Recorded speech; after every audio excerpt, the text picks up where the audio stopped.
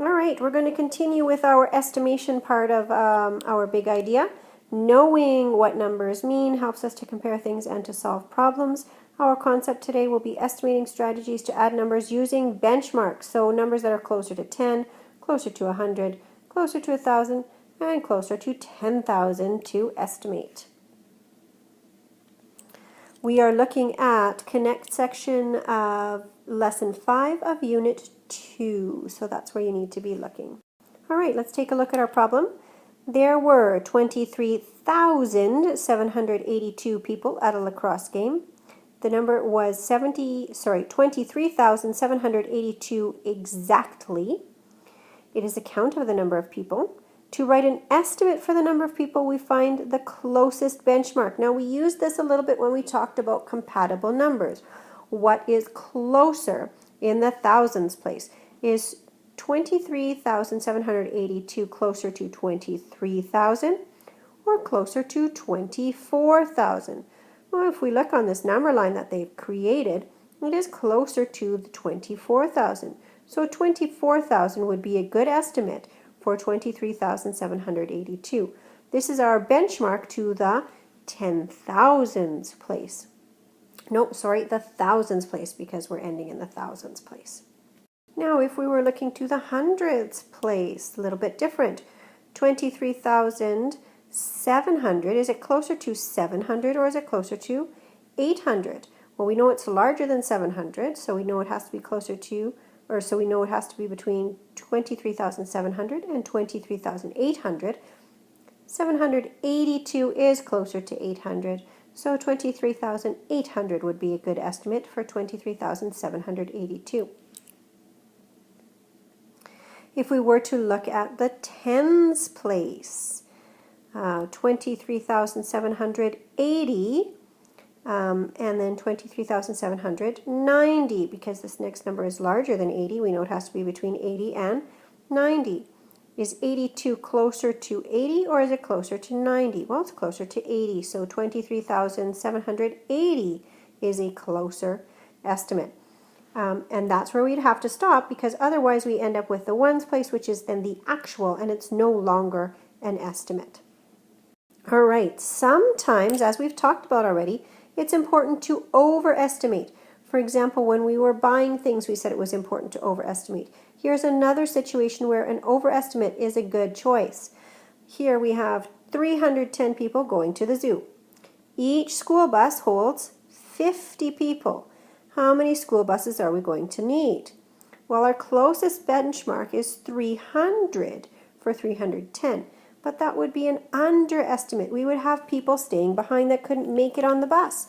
So instead of going to 300, we know we have to go by 50s, we would probably go up to 350, because we'd have to order that many buses. We'd need 50 people, 100 people, 150 people, 200 people, that's 4 buses, 250 people, that's 5 buses, 300 people, that's 6 buses, but we still have 10 people that need to get on the bus. So we'd need 7 buses, and we'd have to overestimate to 350, because we need to have enough buses. We don't want to have some students or some people left behind. All right, let's take a look.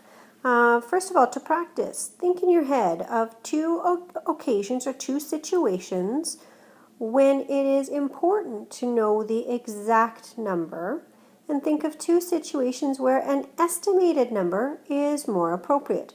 So it could be an overestimate or an underestimate. Take a moment and press pause and think about or discuss with your partner some situations where you would want exact numbers and some situations where you would want estimated numbers. All right, situations where you would want exact numbers. Exact numbers are going to be important when you need exactly that amount. So for example, if we were writing a test and I needed to have a protractor for each student, I would probably want an exact number. There are many more situations for estimated numbers usually than there are exact numbers. Estimated situations Definitely when we're dealing with money, estimating is a good strategy. Overestimating when we're dealing with numbers of people when it comes to field trips, when we're dealing with numbers of people when it comes to even sporting events, population, those kinds of things. We often have an estimate. We can't know the exact population at every minute because there's people born all the time, people dying all the time. So that's always an estimate. Sometimes even large amounts of money are an estimate, although sometimes we need to have an exact amount when it comes to money. So it depends on the situation. All right, now we're going to take some time to practice, and we're going to use benchmarks and round for each of these numbers to practice with benchmarks. So go ahead and press pause and try this with your partner or on your own, and check back afterwards. All right, if we have 45,788, and I'm going to say I'm going to go to the hundreds place perhaps, 788, so the 45 stays the same. 788, is that closer to 800 or is it closer to 700? Well, it would be closer to 800. So 45,800 there. Say with this one I wanted to go to the tens place. What would I do? 2,600 would stay the same. Is it 23 closer to 20 or closer to 30? Closer to 20. Here, say I wanted a fairly large estimate. I'm going to only go to the thousands place. 98 would stay the same. Whoops. 6,251. Is that closer to 6,000 or is that closer to 7,000? That's closer to 6,000.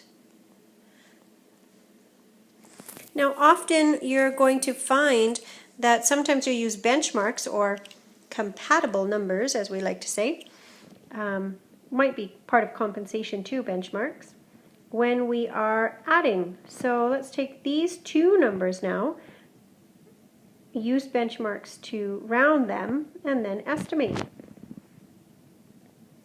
So 12,000, let's go to the hundreds place for both of these, 12,357, 12,357, is that closer to 300 or closer to 400? Well, it's a touch closer to 400, not much, but a touch. 26,742, 742, is that closer to 700 or closer to 800? Closer to 700. Now we would add those. 4 plus 7, 7, 8, 9, 10, 11, carry the 1, and you can count up in your head if you need to. You want to try to avoid that if you can, but definitely is a good strategy if you're at that point. 2 plus 1 is 3, 3 plus 6 is 9, and 1 and 2 is 3. 39,100 would be our estimated answer. All right, you're going to move on to the concept practice now. Remembering this is your opportunity to practice your skills. It will become homework, and we will mark it and discuss it. Page 55, numbers 1, 2, 3, 4, and 5. And you're working on estimating strategies to add numbers using benchmarks of 10, 100, 1,000, or 10,000 to estimate. Now be careful, sometimes in the question it will ask you specifically to round to the hundreds place, or the tens place, or the thousands place, or even the 10,000s place. So make sure you're looking at the question carefully and that you're completing all of the parts, remembering that you need to always show your work. So I want to see your addition work. Shows me your thinking and helps me to determine where you need some help if you need any. And if not, it's evidence that you understand and that you understand the process of adding those numbers. So you must show your work. All right, of course, once you finish that, you are moving on to the exit slip. You must have your name, must have the exit slip, and the concept that you are working on, and it must be handed in. This, of course, is using benchmarks to estimate. Make sure you follow what the entire question says.